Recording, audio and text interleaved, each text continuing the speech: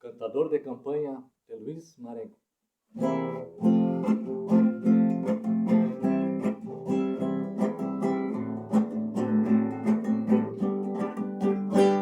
Meu trabalho é de peão campeiro, conforme diz meu documento. Sigo sem afrouxar nem o tento, de campanha crioulo e fronteiro. Mas eu trago outro ofício no mundo, que esses fundos já sabem qual é. Cantar baile dos ranchos de campo, no retiro Azevedo Sodré.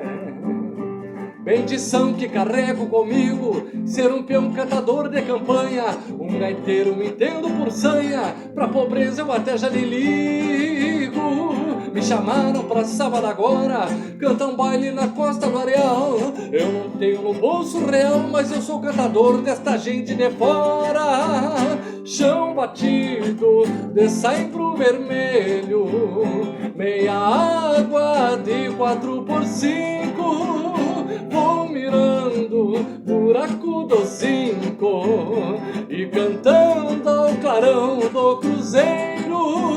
Chão batido de saibro vermelho, meia água de 4x5. Vou mirando buraco do 5 e cantando ao clarão do cruzeiro.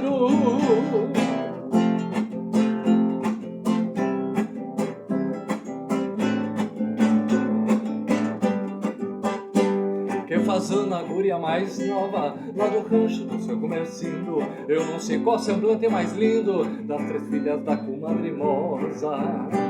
A Isabela, Canducha e a Rosa, nem te digo qual a mais bonita. Todas 3 de vestido de chita, com pregueado de fita mimosa. O Amadeus da gaita de botão e o condonga no violão canhoto. Um zumbido igual gafanhoto do pandeiro do nego Jão.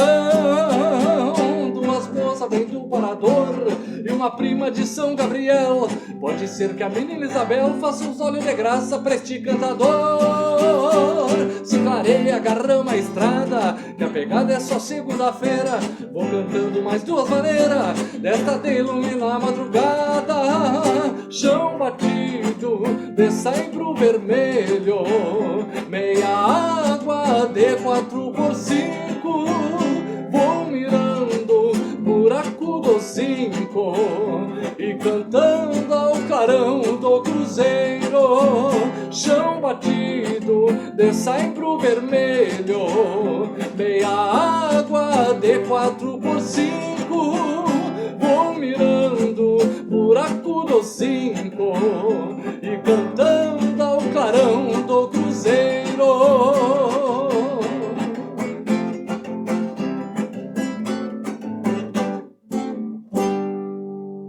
Viva o Rio